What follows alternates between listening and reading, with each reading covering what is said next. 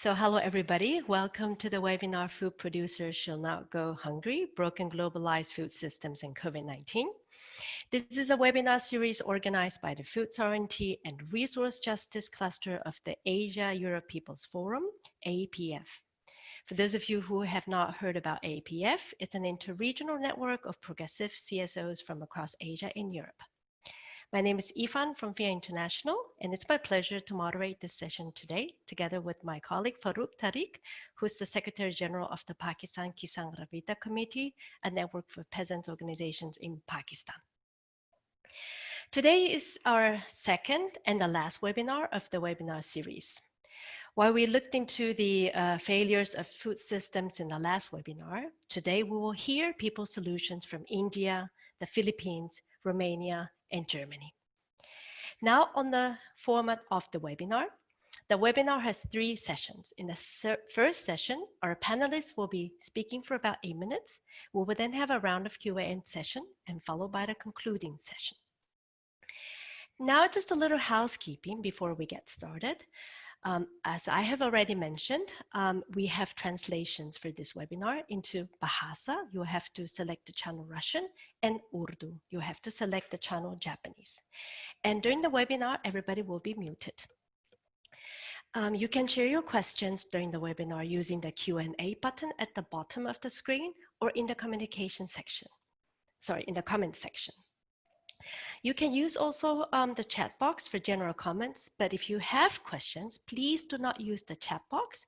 Otherwise, it will be very difficult for us to keep track of the incoming questions. Now, I have the pleasure to introduce you to our panelists today. We have 4 speakers today. First, we have Chukki Nanjundaswamy, who was born in a family of farmers that played a vital role in the farmers' movement of Karnataka, a southern state in India. After the demise of her father, who founded the farmers' movement, Karnataka Rajya Raitha Sangha, she decided to carry on the struggle which her father left behind. Since then, she has been actively involved in the farmers' movement at the local level, as well as at the national and international levels. She is now the executive chairperson of the Karnataka State Farmers Movement and a member of All India Coordination Committee of Farmers Movements and has worked as a member of the International Coordination Committee of La Via Campesina in the past. She is also heading the International Center for Sustainable Development called Amrita Bhumi, which means the Eternal Earth, which also hosts the South Asian Agroecology School of La Via Campesina. Our second speaker is Amparo Miciano, the Secretary General of PKKK, or National Rural Women Coalition Philippines. PKKK was organized in 2003 with around 300 organizations in 32 provinces. Our third speaker is Ramona Duminicioiu. She's a peasant from Romania, member of the Coordinating Committee of Ecology Association and the European Coordination La Via Campesina. Then we have Paula Gioia, originally from Brazil. Paula is a peasant farmer and beekeeper in a community farm in Germany. The farm is a member of ABL, the German La Via Campesina member organization, and together with Ramona, Paula is member of the Coordinating Committee of the European Coordination La Via Campesina. Before I give the floor to the panelists, just 2 final points. This webinar will be recorded and can also be viewed on the Facebook page of the APF. If you're on Twitter or other social media, we're using the hashtag APF webinars as well as COVID-19. So please share this event using the hashtags and share your thoughts and reflections on this webinar. Without further ado, I would like to welcome our first speaker, Chukki. Chukki will talk about the present crisis, which is also an opening door for alternatives. It would be great if all speakers, as we have translations, to speak slowly. And if you are too quick, you will see that our translations will be giving you a sign. So Chukki, please, the floor is yours.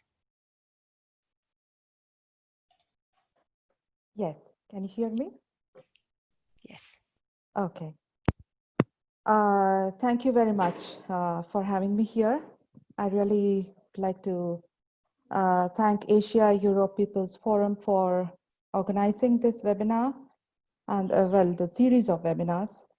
And well, to start with, you know, as we all know, we are in a very crucial time of our generation, and the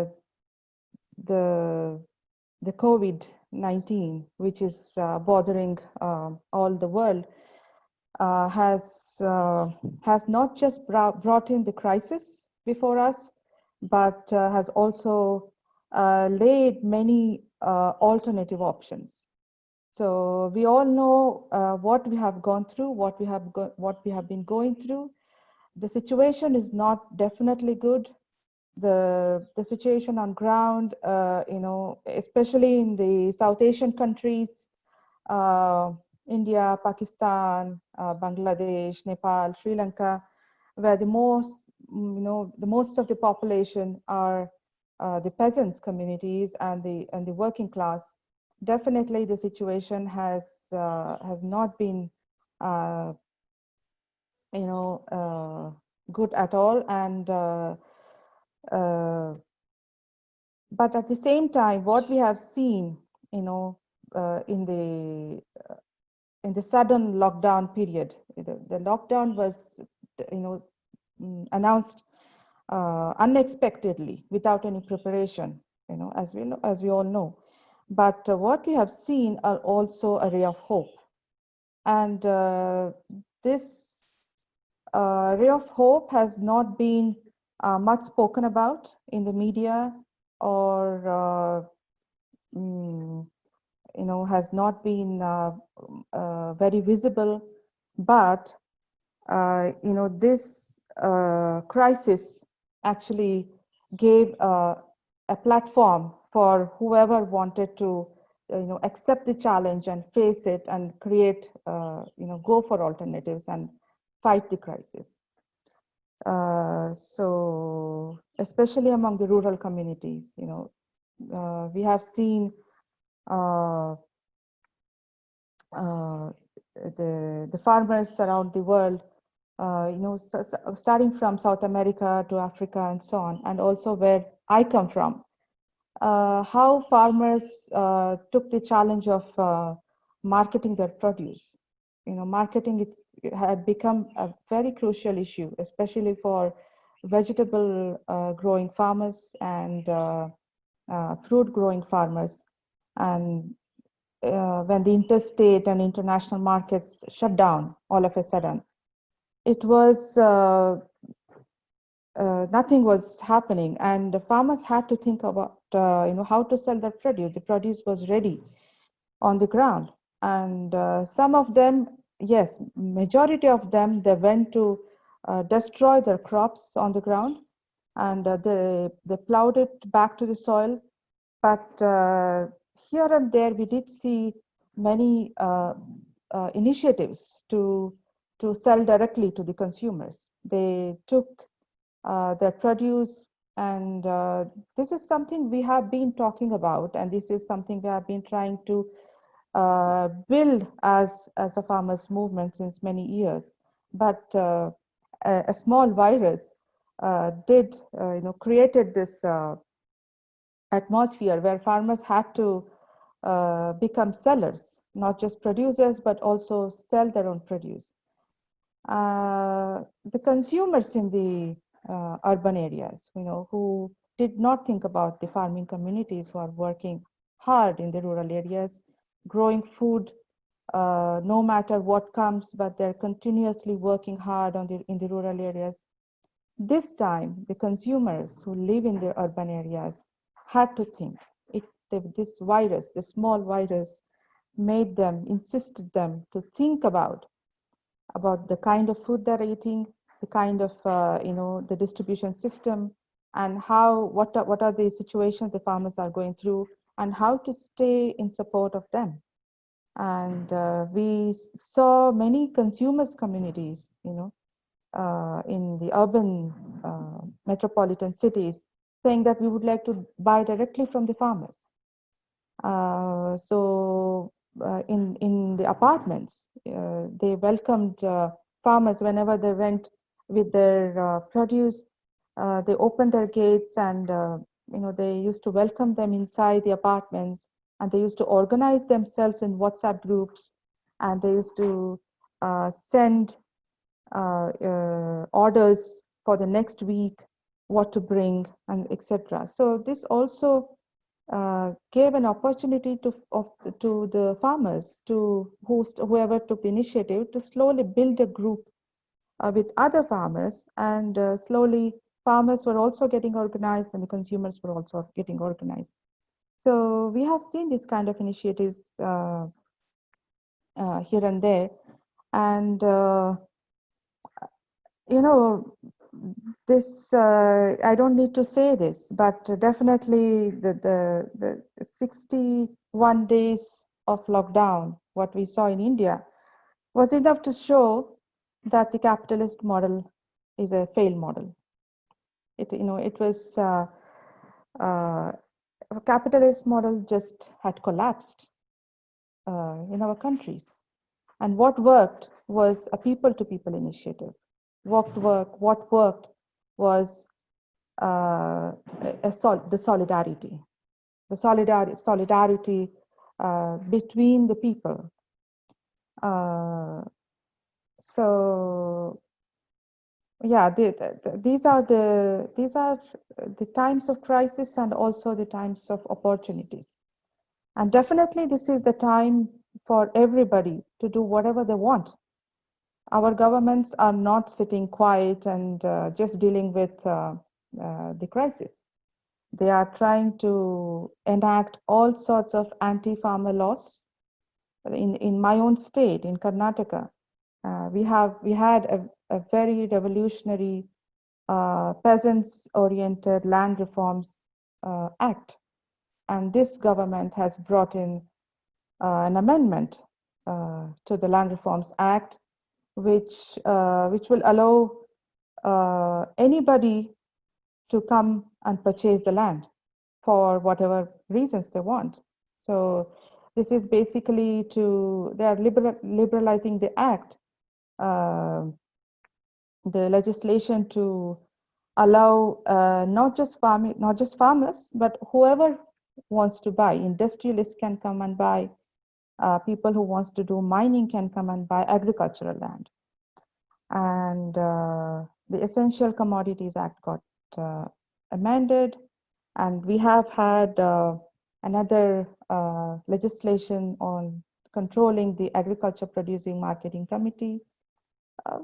We had these places where farmers could go and sell their produce.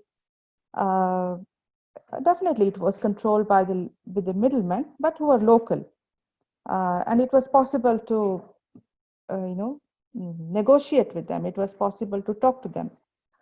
I wouldn't say that it was perfect, but now they have amended this act so that anybody can come and buy. They are saying that farmers will not be stopped from selling their produce to whoever they want to sell it to.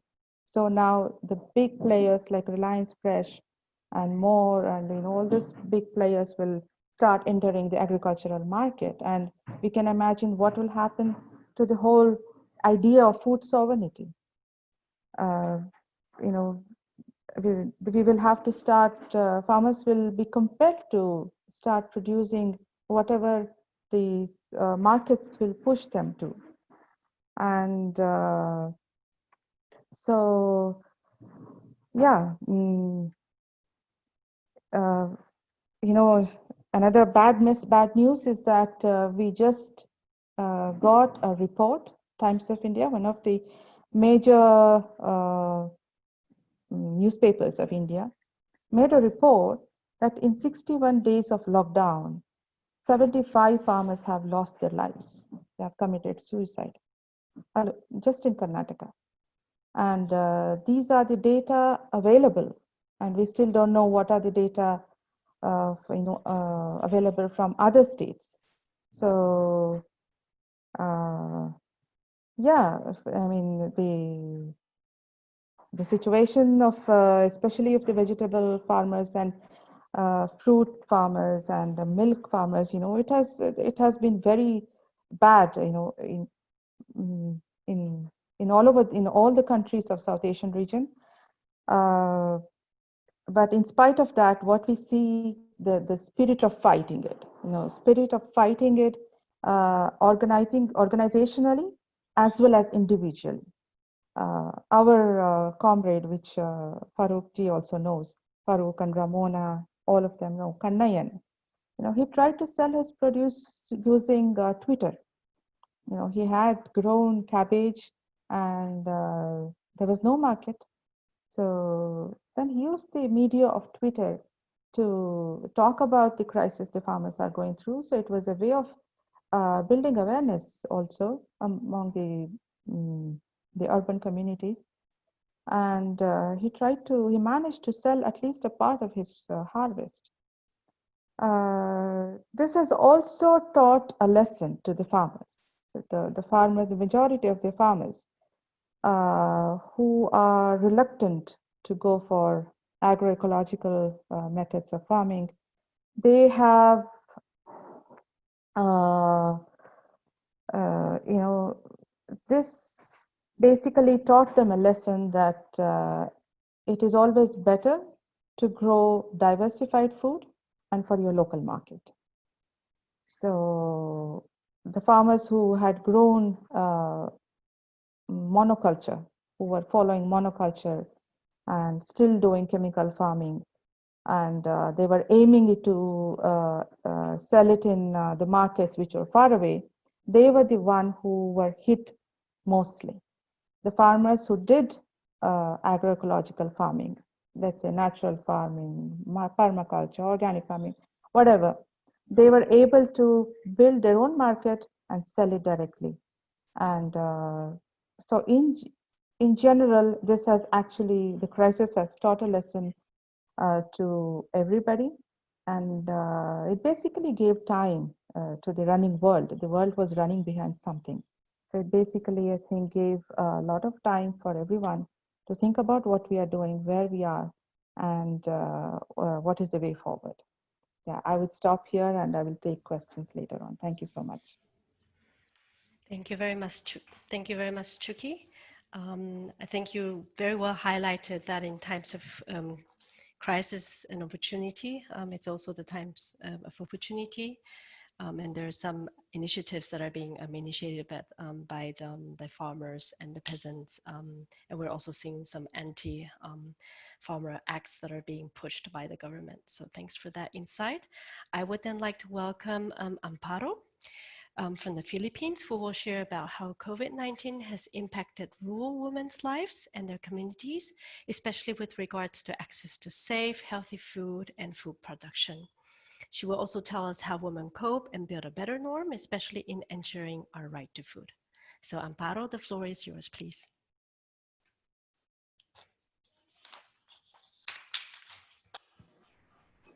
Okay. Hello, good evening. It's 6 o'clock in the evening in the Philippines. And I'm very thankful for inviting my organization to be part of this webinar. I'll just read my notes so that I won't forget anything. So in the past months, we've asked our members how they were. Have they been hungry at one point? Many of our women leaders, those who come from the farming, fishing, indigenous communities, have mentioned that in the past 3 months of enhanced community quarantine, which basically means total lockdown, their families have not been hungry, having grown crops that they can consume, root crops, vegetables, corn, rice, or they can exchange with other produce of farmers and fishers. But if we rephrase the question, do they fear of hunger? Yes, it is a looming fear.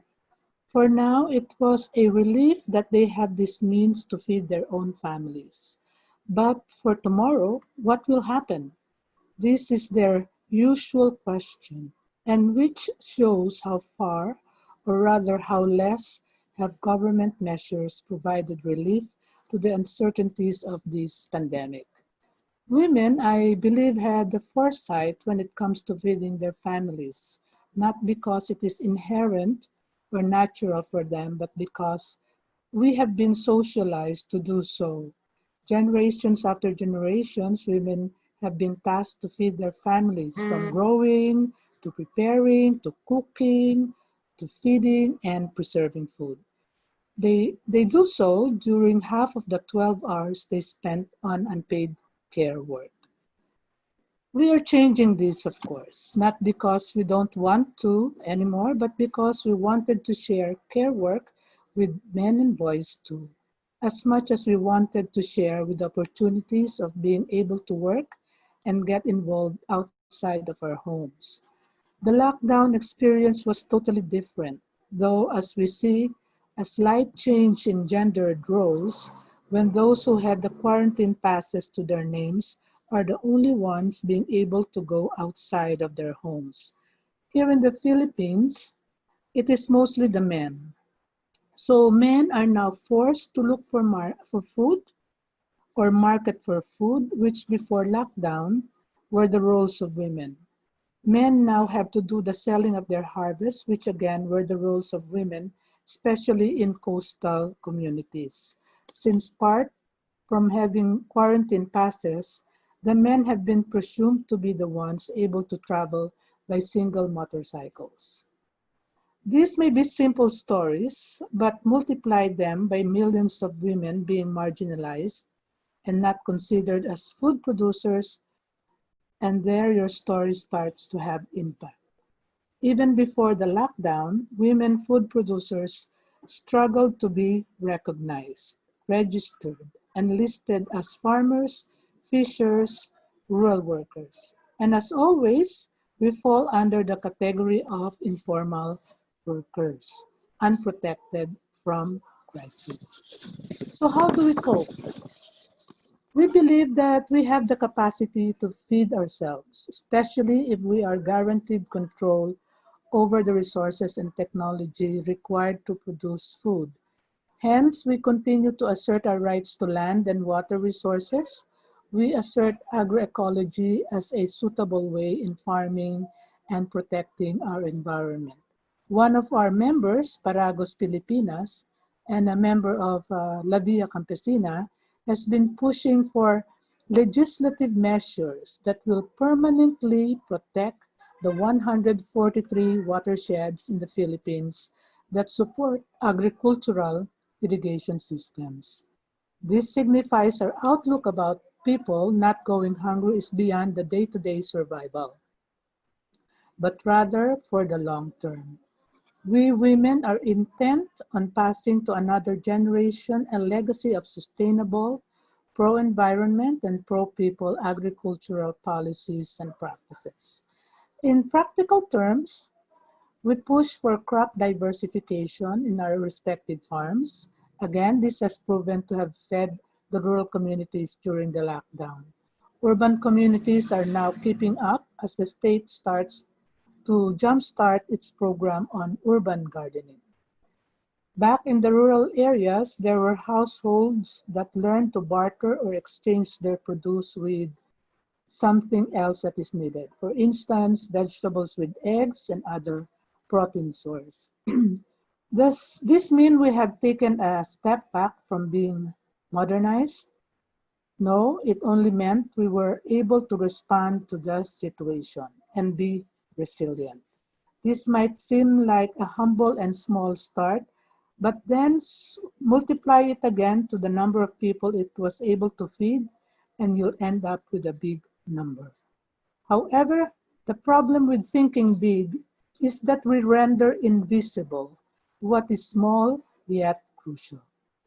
Big people in government, big people in the corporate world think they have it going with their big plans and big words and big capital.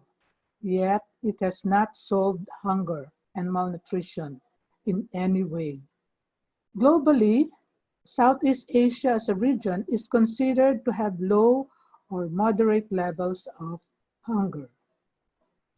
Philippines, however, remains to have serious level of hunger. as based on the Global Hunger Index of 2019, meaning we are in the same level as the South Asia region that has serious levels of hunger. In our case again, what do we do about this? PKKK has participated in a program of organizing women empower themselves in order to address hunger and malnutrition of their children. We call this as the self-help group approach program, which I believe is being implemented in other Southeast and South Asian countries as well. In our case, we have partnered with the Kinder Not Hilfe on implementing the approach. Focused on empowering women at the economic, social, and political aspects, the desired outcomes has been to ensure sufficient income at the household level and ensure nutritious foods for their children. These are set into goals, being systematically and regularly monitored by the self-help groups themselves.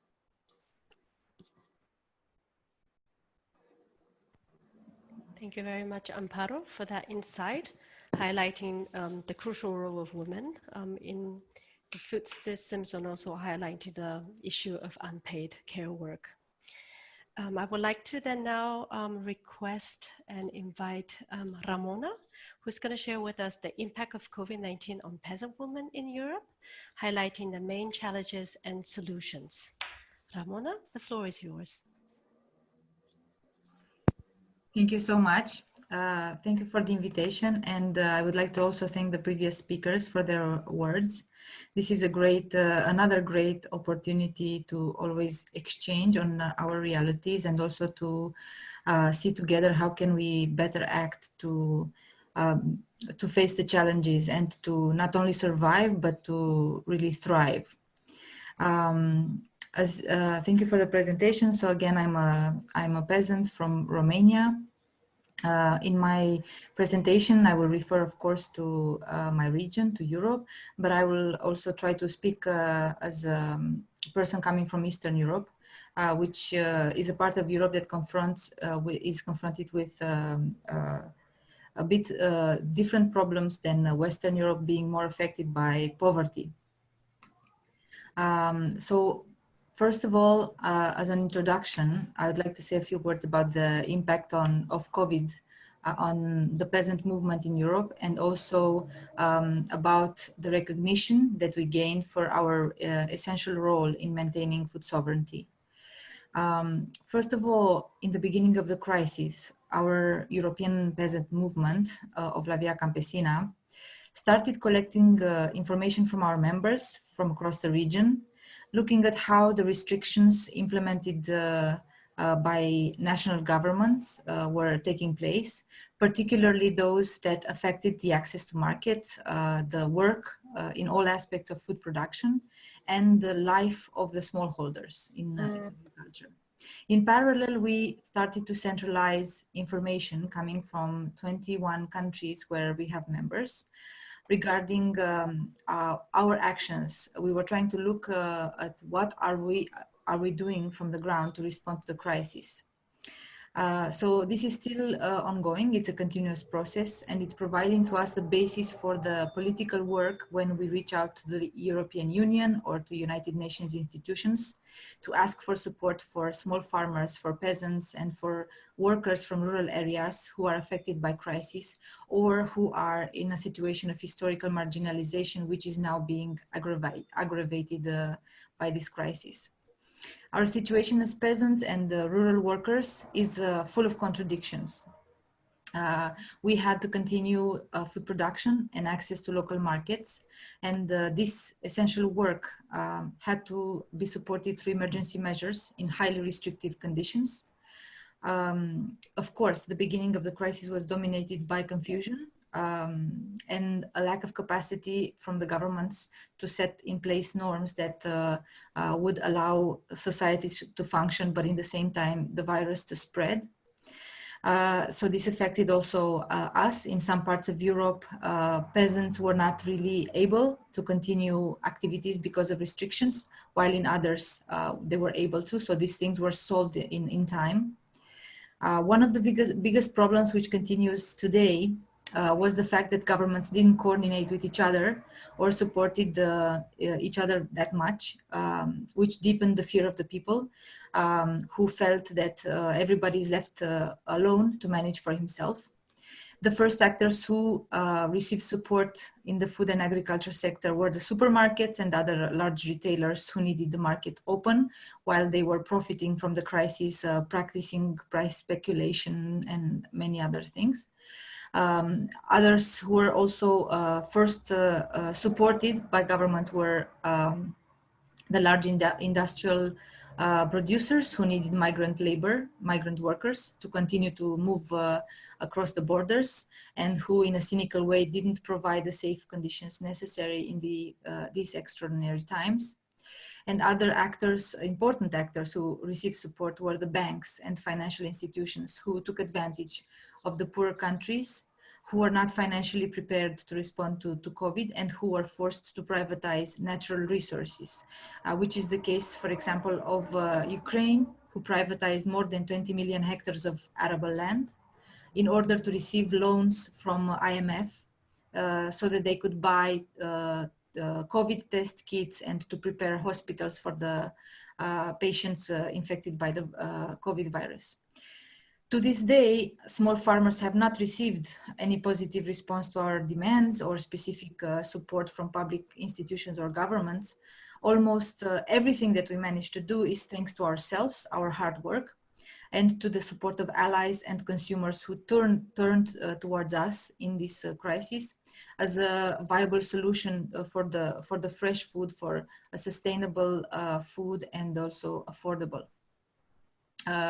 Yes, our role in this crisis became extremely visible, and we received a lot of appreciation, and our governments had to recognize our role as being an essential role in the society. We became essential workers. But we are still far from connecting this recognition with support through public policies.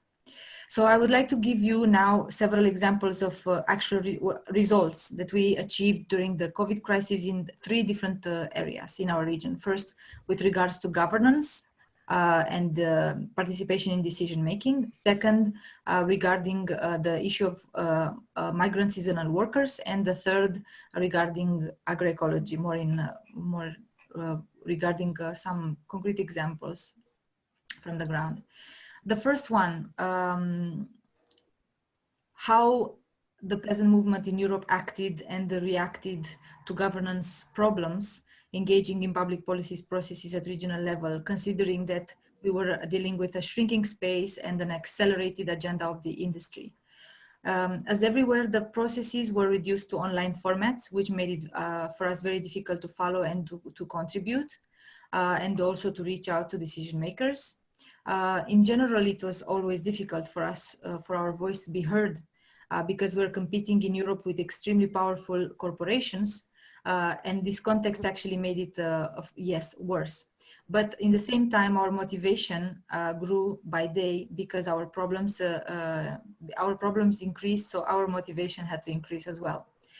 At the European Union level, the main policy for agriculture, the Common Agriculture Policy, as it is called, which was going through a reform when the crisis started, well, this policy stagnated and just limited to providing financial support mostly to large farmers affected by COVID. In the same time, we noticed an acceleration of the corporate industrial agenda regarding the patents on seeds, biotechnology, digitalization in agriculture. Another important public policy instrument, the Farm to Fork strategy for Europe, which was meant to be an innovative solution for connecting producers with consumers, failed to deliver the promises and ended up as a business as usual, lacking inclusion of small farmers, continuing to put trade above human rights. This farm to fork strategy is going to be the contribution of the European Union to the Food Systems Summit, which was announced by the United Nations General Secretary for 2021, which makes it even worse. As part of our advocacy work, we sent letters, mobilized members, contributed to consultations with our analysis, approached bilaterally countries, representatives, and also European Union institutions. We try to expand the space of dialogue by organizing or participating in the invitation of all kinds of online webinars and sessions, such as this one. This week, for example, we had a very successful online webinar dedicated to food sovereignty and to farm to fork strategy, where we had the participation of the European Union Commissioner for Agriculture in the panel, and he had to respond to numerous questions from peasants from all around Europe, and some of his responses were for the first time positive. We also have another level of work in our region with the United Nations institution of FAO, the Food and Agriculture Organization, who in Europe is also including Europe and Central Asia. We are maintaining dialogue with the central office from which is based in Budapest, and through the central office of FAO, central office for our region. We are also trying to dialogue with governments. This political process is more important for Eastern Europe and Central Asia, and therefore is also important for us because this part of Europe is including the majority of peasants. We are using a lot of energy to continue to be in dialogue with authorities so that we don't allow this political space to be completely dominated by corporations, but we are struggling to stabilize the dialogue and to obtain concrete results, resolutions or public policy instruments that protect our rights, our livelihoods in this time of crisis and beyond it. I would like to talk now about migrant seasonal workers. What kind of actions we took to draw the alarm on the situation of these people. First of all, the injustice and the rights violations that the migrant seasonal workers are suffering from are historic problems that Europe was never able to address in an honest way. This taboo problem was highly aggravated by the COVID crisis, and it showed the ugly face that the European industrial food system has, and how it's relying on the exploitation of migrant workers. Some of the particularly problematic areas were the meat processing and the agriculture production in the fields for fruits and vegetables. We had thousands of cases registered of contamination of migrant seasonal workers, and we also had, unfortunately, deaths. People paid with their own lives for the profit of industrial farms in Europe. Being from Eastern Europe, I can confirm that the situation of the migrant workers is truly dramatic. If you don't know, the phenomenon of labor migration in Europe implies that Eastern European people migrate, which are more affected by poverty, migrate to Western Europe to try to find jobs, better paid jobs than in the country of origin. But they are in many cases exploited, and they face double standards, and they are confronted with terrible situations and labor rights violations. So our actions, what we have done to try to do this, we spoke with the media a lot. We try to make these messages visible as possible. We coordinated actions with other allies. For example, we published a very important open letter on urgent and necessary measures for rural workers in the context of COVID, with a particular focus on the migrant workers. We participated in the consultation and in the process of a European Parliament resolution for the protection of cross-border and seasonal workers in the context of the COVID crisis. A very small step. Unfortunately, it was a quite superficial instrument, did not address the comments or the issues that we proposed. We referred to linking public policies with the social conditionality, to no longer allow industrial farms use subsidies if they don't respect the rights of the seasonal and migrant workers, we proposed the implementation of the United Nations Declaration of the Rights of Peasants and the people working in rural areas as a solution to really solve and protect the rights of the migrant workers, but also the smallholders in the COVID crisis. So far, these efforts have not resulted in successful instruments. Finally, I will be very short right now because I realize I'm speaking for quite a while. We have numerous examples of actions taken by peasants from the ground, actions that support and speak of our model of production based on peasant agroecology, who speaks about the resilience and the creativity of the peasant who help each other in this time of crisis and who are able to continue to produce and to provide fresh and nutritious food for consumers. I will give a small example from Romania. In the beginning of the crisis, we organized a very large seed distribution to thousands of families of peasants from around the country, and also in Republic of Moldova, of a neighboring country. This was an action that was very important and needed by the peasants who were no longer, for the beginning part of the crisis, they were not able to travel, and who received seeds for the planting season. Yes, so I will stop here and I will continue maybe later, and I would be very happy to answer questions as well. Thank you all.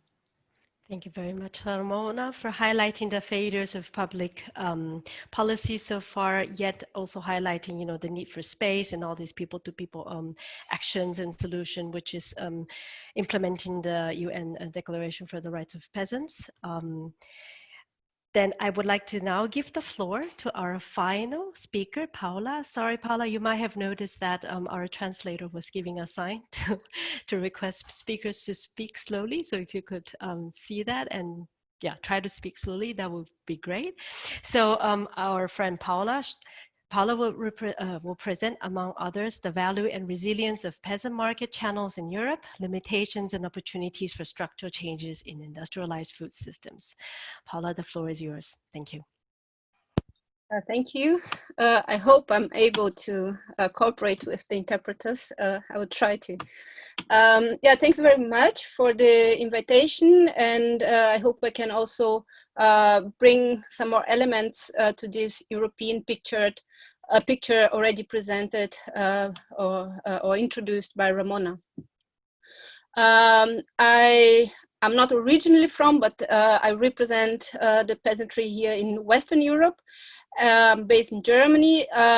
So I think it's important to call to our memory that Western Europe has an agriculture model or an agriculture structure which is very industrialized and which has for several decades been feeding actually the corporations, labor exploitation, human rights violations, losses of biodiversity, animal diseases, is a model based on import and export of goods, and all this has as consequence the destruction of agriculture structures elsewhere, including in several countries in Asia, for example. What many people might not know, and what has been already addressed by Ramona, is that 95% of farms in Europe are actually small and middle-scale farms. Although it's also true to say that the most of these 95% are actually located in Eastern Europe. So now looking to the situation under the COVID-19 outbreak. As already highlighted by other speakers, this outbreak actually offered the opportunity, and it was also used by agribusiness and by food corporations as an opportunity to actually once again threaten peasant agriculture, right? And on the other hand, we have actually proved, the peasantry in Europe has proved to be able to remain feeding our local populations with local, fresh, and healthy food. Food that does not depend on long supply chains. And doing this, I think society in a big extent realized the importance of local and decentralized food systems, and started actually to acknowledge our work, to acknowledge our systemic relevance, and yeah, to acknowledge what we do, what we produce, and what we are. In some territories where the lockdown measures were less severe, I would say that it was beautiful to see how much support we got from other citizens, who offered, for example, their labor force to our fields in order to guarantee that the production could continue, and we appreciated that very much. However, as Ramona already highlighted, and also Chukki and Amparo also addressed, we also had to struggle for this recognition, especially when local farmers markets have been closed, by public policies. The closure of canteens, of restaurants, of the limitations imposed to the direct sales and so on. All this have been quite a big challenge for us, while at the same time, in the most regions, in the most territories in Europe, the supermarket chains remained open, offering all kinds of industrialized products. So this presented immense impacts for us, food producers, but also, of course, to the right to food and nutrition of the entire European population. We peasants organized in Via Campesina, we remained committed, we remained struggling, and we remained building on solutions. The local direct sales through consumers, cooperatives, through shopping groups, community-supported agriculture, vegetable boxes, and even through small shops, they have been, they have proved to be resilient marketing channels. And as Chukki already very well described, the case of especially of Kanayan, but I'm sure also other members in India did this. Also here in Europe, we saw quite a lot of creative new online channels being developed, quickly developed by several of our members in different countries, trying to channel their products they produce towards the society, and this worked, I'd say, very positive in several contexts. And on the other hand, our membership also was tireless in order to struggle for the reopening of the farmers markets, which had been closed by the public institutions. So I would like to now come to also one other aspect of what we felt and we are actually facing right now. As I already said, the industrial food system structure in Europe is based on the exploitation of cheaper labor forces coming from other regions, for example, coming from Eastern Europe. Right now, the biggest COVID-19 hotspot in Germany is actually Europe's biggest pork slaughterhouse. where over 1,500 workers, mainly coming from Eastern Europe, have been tested COVID-19 positive, in the past weeks. Right now, the factory is closed. The workers are in quarantine, and we expect from this case not only short-term impacts, but also long-terms. Of course, the short-term impacts are the health situation of the workers and their families. The lockdown of a whole municipality in Germany, possible fall of meat prices in the market, and so on. But this presents for us also the opportunity actually to address the need for structural transformations, not only in the meat sector, but in the whole food system structure here in Europe. We hope that to be able, we are working on that, to use this showcase of this factory in order to improve labor conditions for slaughtering house, but also for agricultural workers, improvements in terms of animal welfare, and as I said, improvements in the or changing a transformation of the agriculture system as a whole.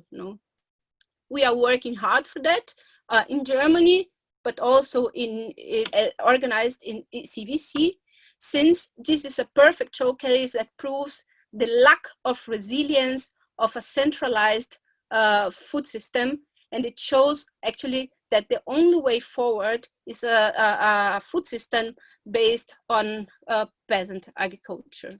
I have much more to say, but maybe it comes in the next round. Thank you. Thank you very much, Paula, for highlighting the importance of peasant agriculture in food systems, as well as some creative solutions that were built on people's initiatives.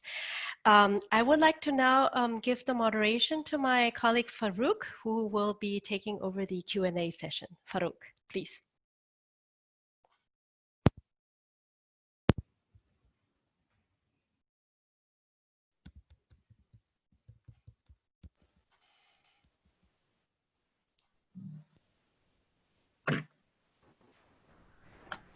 Sorry, I was not unmuted, but thank you. This is the second part of our webinar where we will be discussing some of the questions which has been raised. This is an all-women speaker webinar, a unique one, which I have not seen recently. And I'm really happy with the 4 speakers telling the alternatives and also what's happening in their countries and in the region. So we have several questions now. We have questions from Shahbaz, from Ali Khan, from Shabnam, from Hashim Rashid, and from Joseph. And I would like to raise these questions and ask one by one our speakers to respond. For instance, Shahbaz asked Chukki in the beginning, what would be the condition if there was no pandemic situation? Was there an exemplary sort of situation for the peasantry in India? He was asking. And Ali Khan is asking what kind of model farming we can pursue. And Rifat Maqsood says about women, landless peasant women and their conditions, if you can highlight some of those. And then Shabnam Rashid asked about how to cope with the current situation to improve modern skills of women. And also Shahbaz asked about the recent locust, plague, and other extreme weather's impact on the farming. And lastly, Hashim says that is it needed that the peasant movement take control of agriculture markets? So I have raised these questions. So Chukki, please, if you want to take up one of these questions or you want to respond to some of those, please. Chukki from India. Thank you. Farukji, I think out of all the questions, two are directed to me in particular. And I would like to take up these two questions first. One, what if there was no COVID situation? What was the situation of agriculture, if I'm right?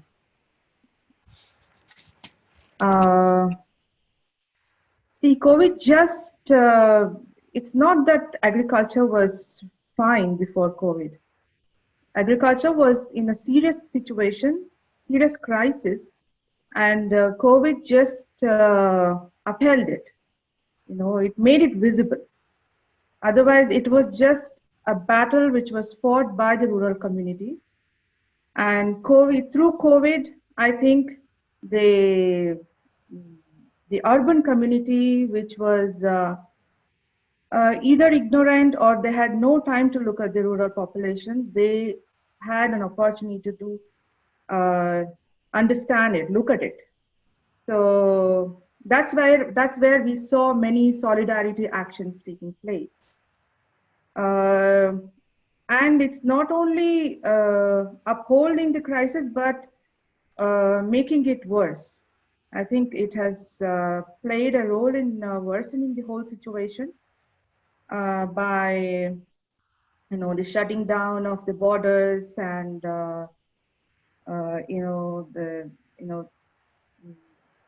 not having the access to market. So it has basically made it severe. So that's where from there I would like to take this the second question on the alternatives. When the lockdown was announced suddenly in the month of March, there were no shops. There were people didn't really understand what to open, what not to open. So though the government went on saying that the essential commodities will be available, there will be no food, there will be no problem to access food and milk and vegetables, etc. They were just frightened. They were just frightened, and they had shut down all sorts of shops in rural areas. And we saw in many villages in southern Karnataka, where I live, that farmers, the rural people had to go back to the old school of barter system. Whatever they had grown, because farmers don't grow anymore a diversified food. They are all into monoculture. So if they had pulses, they exchanged it for millets and rice and these kind of things. And we have seen in the urban areas, all of a sudden, people were locked at home. The calls for local seeds started increasing. They started growing their own food on their terraces. So this kind of alternative ways of food production has, started during the lockdown. Food production as well as the distribution system. And when it comes to the women, what kind of skills? I think this is a very, very important question. During any kind of crisis, in whatever, we don't remember to talk about women. And because of the crisis, the garment factories have shut down. Wherever the women force, the labor force works, they have shut down, and they are compelled to go back to their land. If they have their land, they are working in their land, or they are going around and trying to find some kind of a livelihood in the farming sector. So this is what is going on, and this is the time to understand that women, not only women, also this generation of youth who have lost, the jobs in these urban areas, they were all migrant people, and we saw what happened in India. Just after the lockdown, thousands of people started walking back to their villages, And many of them, as Ramona was talking about what happened in this Eastern Europe, migrant people were just not, visible for the whole system. And the lockdown showed the real India, the India which actually exists. It was because of this kind of, the refugees of agrarian crisis who lost hope in agriculture, who ended up being in cities without any identity. And when they started walking back to their villages, these are the people we need to, think of how do we uh, train them? How do we bring them back uh, to uh, to their farms? And most of them they don't have skills. They don't have anymore how to plow the land, how to sow the seed, and what to grow in which season. They have no idea. And I think as capitalism and neoliberal model has pushed the people away from their roots, now agroecology should welcome them back. I think the movement for agroecology and food sovereignty should, not just stay as slogan or as just narrative. Now is the time to act on ground and welcome our brothers and sisters who are coming back to our villages and train them, how to produce food without harming nature. I think I will leave Thank rest of you. the questions to other speakers. Thank you so Yeah, much. thank you, Chukki. Agroecology is our solution, is our alternative. Now, Chukki from Asia was speaking. I will request one speaker from Europe, Ramona, about to take up some of the question. And also, I would say we have questions from Facebook Live as well. And one of the question which has come up is about the how to deal with the climate change adaptation during the time of coronavirus. So, Ramona, if you could take up some of the questions which has been raised, please. I think the best between me and Paula to speak about climate, it's her. It's part of her areas of work in La Via Campesina. Maybe what I will just say briefly would be related to the migrant workers and also to what can we do from now on. Just I would like to echo, for sure, India was in the spotlight of the world for the situation of the migrant workers. And it attracted a lot of attention. The people suddenly were shocked to find out that the food the cheap food coming on their table was produced by the exploitation of the poorer people who are forced to migrate in order to find jobs and to survive. While everybody was in lockdown, the poor people who were picking up vegetables, who had to work in slaughterhouses, in lines of food production, couldn't afford the same luxury. So this was a very, very important moment where we had to push. We had to push stronger than ever for these people to be recognized by their society, by the society for what they're doing, and to be included in the public policies. Because in reality, the rights, the labor rights that people died for over centuries, who fought for so strongly, we lost them. We lost them. We are practicing double standards.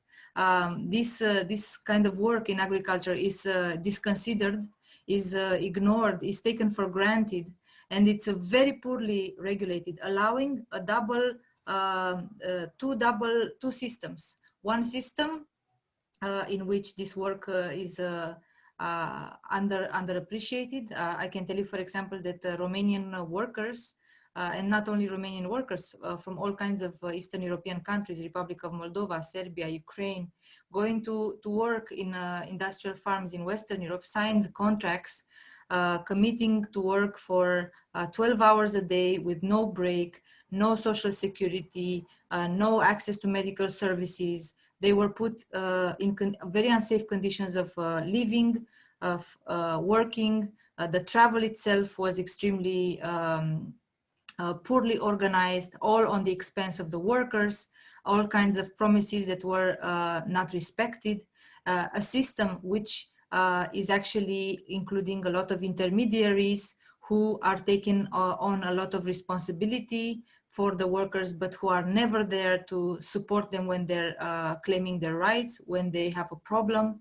So it's a system that degraded the rights of the workers so much in time that we needed this crisis to really burst, to really show how ugly it is and what kind of systemic problems we created over time. For the moment, we are not being sufficiently heard, but this is why we'll have to push. This is why we'll have to make these messages even more visible. For the first time, the people who work in the fields are no longer afraid to speak. There were a lot of protests, self-organized, spontaneous protests of the migrant workers at the farms, in the streets, claiming their rights, drawing attention on their situation, and it changed.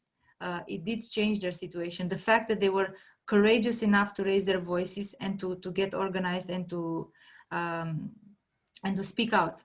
So we basically will have to just do more of what we're doing right now.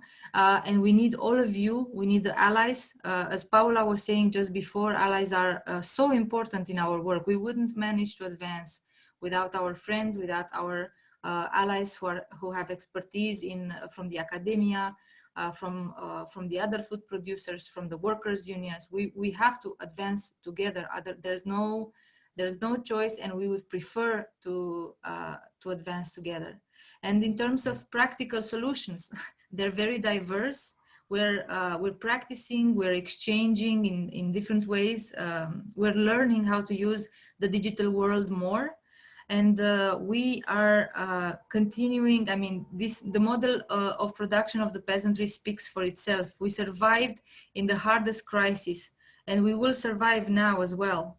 I do have a lot of confidence in agroecology, in the agroecological way of production, and we for sure will prevail. But it's not enough to continue our practice from the ground. We will need more recognition, because in parallel we are being confronted with an industrial agenda, and in this time of crisis, they're moving like the fish in the water. They are taking so much advantage of the poor people. It's absolutely incredible, and it's outrageous. They are going to accelerate their agenda. They already started to push for more genetically modified organisms, to push for more rights, intellectual property rights on our seeds, on the living life in agriculture. So we have to also act politically, and it's very important. So I will close for the moment here. Thanks.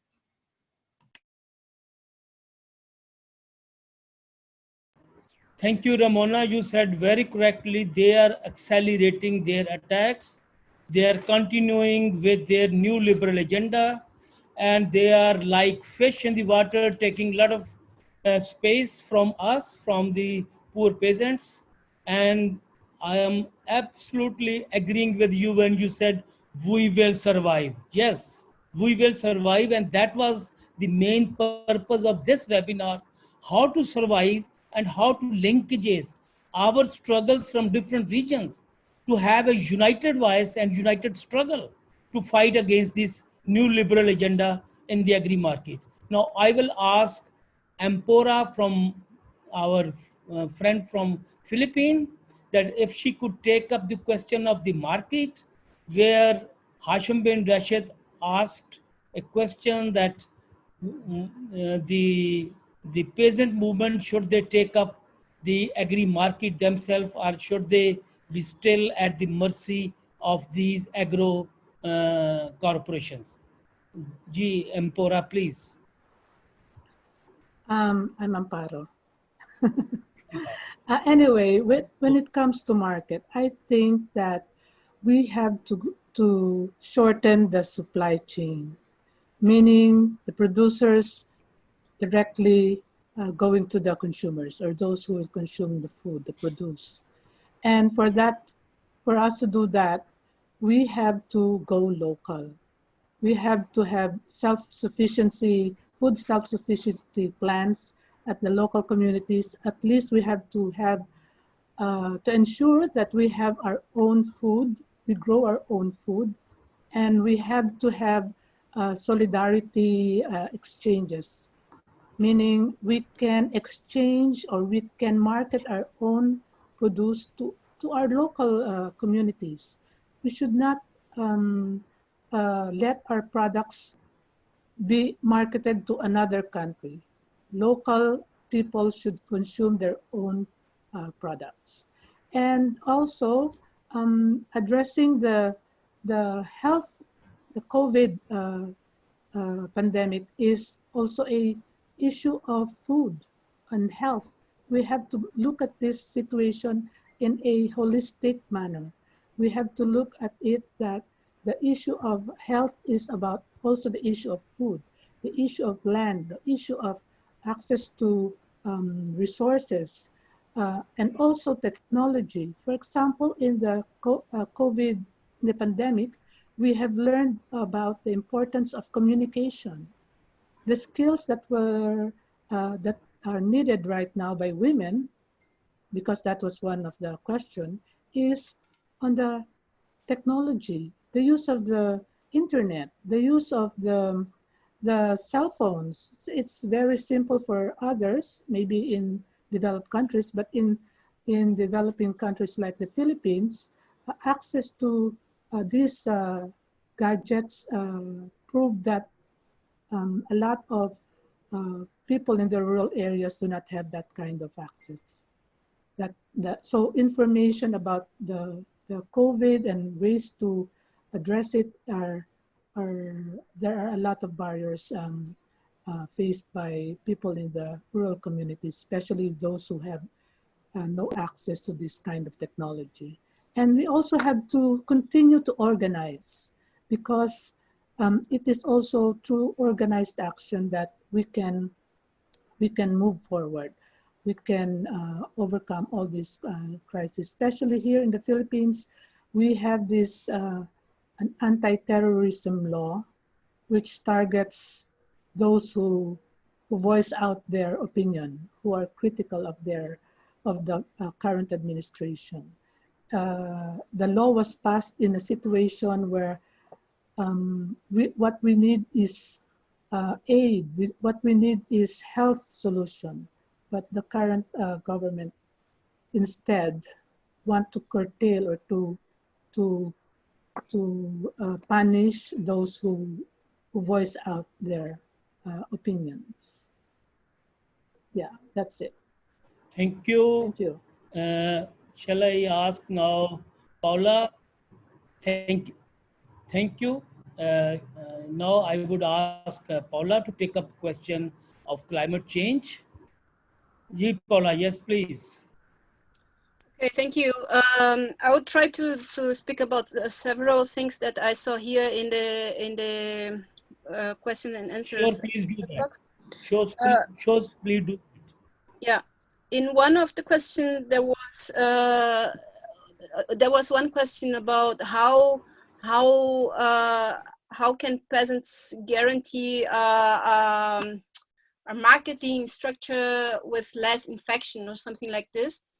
And I think this was all for the whole period one of our argumentations, that it has been proved that the virus is much easier transmitted, or the risk of infections is much higher in closed space, no? And that was exactly our criticism when public institutions closed, for example, farmers markets, no, and allowed big supermarket chains to remain open, because those are exactly the hotspots for infections. No, you have much more citizens inside one space. No, it's much more difficult to respect the distance between one person and the other in the supermarket. This is something I experienced here in my local supermarket, although there were measures to limitate the number of clients per time inside, but it was absolutely impossible that you don't, cross close to a person. While farmers markets, they are normally in open spaces, where you have, the virus can be transmitted not so well, where you as a farmer selling your produce, you can have much more attention to the client and be sure to respect much more the distance rules and hygienic rules and so on. So this is one example, and one of the reasons, or the main reason, why we and our membership really did quite a lot of advocacy work to reopen this important space for the population to get nutritious, fresh, local food, but also community-supported agriculture, where you have the distribution places of your farm, where you come there and you have the consumers, the members of this consumers group can do a good shadow to see that when you go there to take your vegetables, you don't need to have contact to any other person and so on. So there are several ways, and examples how this is safer. Now, I think the COVID situation, I would not even call the COVID crisis. I would say the COVID is one more symptom, of a context of multiple crises we are in,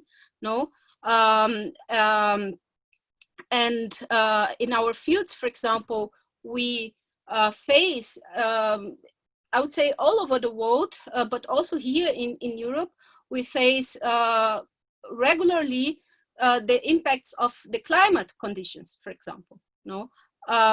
Here in some regions in Europe, it's the third year in a row where we had to deal with serious droughts. And I think the link between the COVID pandemic and this crisis is that the outbreak of this, I would say, of this virus is based on scientific evidences that this not only COVID but also other recent epidemics, they are directly related to the industrial food system, and to especially to industrial agriculture. Since, for example, the industrial agriculture or the intensification of livestock destroyed the habitat of several other species and has direct impacts in the climate conditions in climate change. So from the examples I gave before related to the meat industry, I think it is clear that we have to step down from this large-scale animal production, which causes vulnerability to infections, which contributes to climate change, which exploits nature, but also the labor, which generates the volatility of prices and and so on. So we need to make this step towards this transformation. And I think this moment, the moment of this pandemic we are living, reopens for us the opportunity to address food sovereignty as important, as a key path, towards a world with sustainability, with democracy, with solidarity, and so on, which La Via Campesina, together with our allies, have been defending since 1993. Thank you. Thank you. Now, I would like all the panelists to respond in 1 minute, please, the last impressions they have. So please, Chukki, can you take up your impressions now about this webinar and what you want to say now? Well, I think we have all discussed about the challenges, the multiple crises, as rightly put by Paula, what we are learning from these multiple crises. And I think we have to be very hopeful. As the title of the webinar says, the food producers shall not go hungry. So it shouldn't be not only going hungry, it should be producing ourselves. So we will not eat whatever that's being dumped, maybe in the future in the name of the crisis, because we were very scared that the food crisis may emerge because of the lockdown and so on. And slowly it's been released. But we have to continue to build solidarity and across different sectors of the society, and try to build agroecology and the kind of the world we have been dreaming to build. Yeah, thank you so much for the organizers, Asia Europe People's Forum, for organizing this. And this is the digital world, no flights, so internet works. So we can still be in touch and we can still try to work together, and we are united and will continue to struggle. Thank you so much. Thank you, Chukki. Build solidarity. That's the message from Chukki. Now, I will ask Amparo from Philippines about the right-wing push, which has been going on in Philippines and other areas. So, if she wants to say something on that and her impressions on today's proceedings. Come again? Yeah. Okay.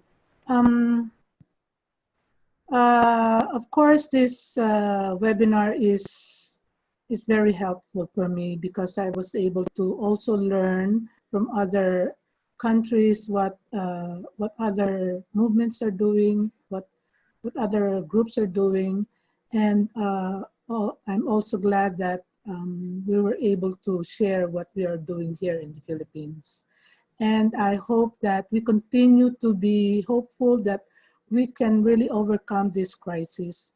And I believe that if we continue to communicate, even though it's through these modalities, we can still do a lot. And I hope that we really would continue to help those who are in the remotest areas, those who do not have access to information, those who do not have access to this kind of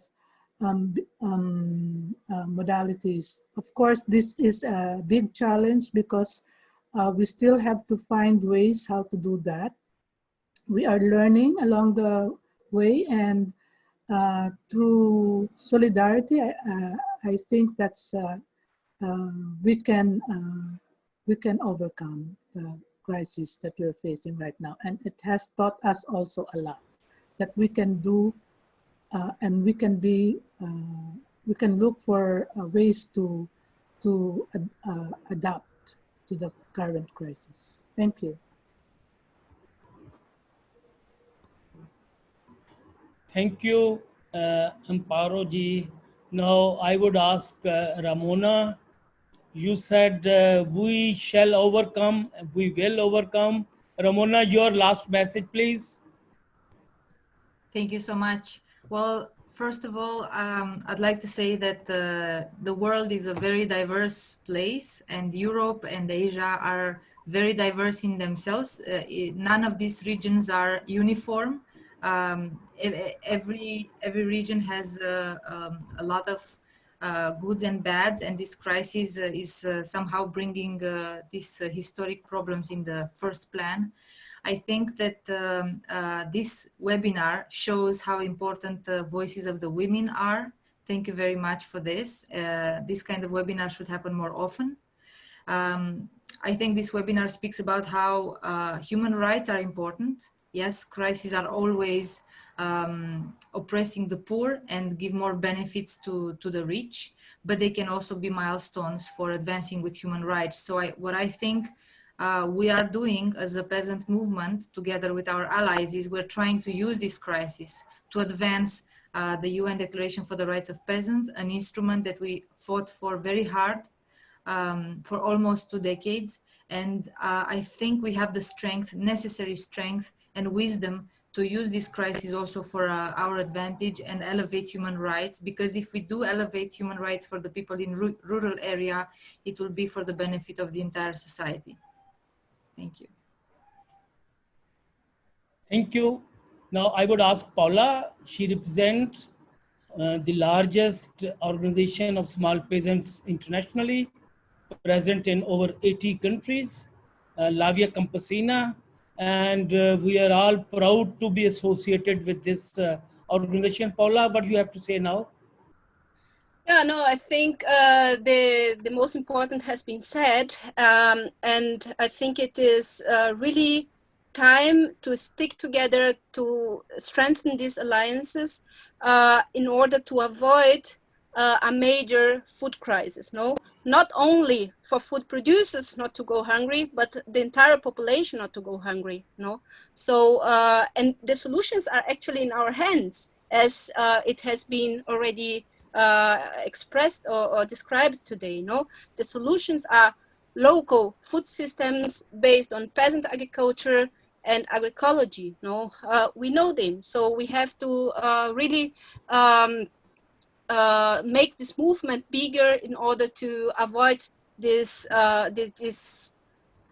potential food crisis which could come. No, and from the European coordination via Campesina, we are here and we are ready to push forward together with our other sectors, with our allies and the rest of the civil society in that direction. No, and that would be my final message. Thank you for to the organizers for organizing this, and as Ramona, I think it is indeed extremely important also to have these cross-continental conversations. Thank you. Thank you. Some questions has not been answered, and I will ask now Jifang to announce the last to sum up, and also that we will be coming back to you. And this is not the last webinar we are going to organize. We will have more such webinars in future. So Jifang, in 2 minutes, please summarize, and then we can say goodbye to our friends who are participating and also on Facebook Live. Okay, I try my best to summarize, but I think so many things have been said and repeated again, I think, in this last round. But I just want to really highlight that it's the moment for transformation. It's the moment for us to readdress the crucial the importance of food sovereignty and also people's sovereignty.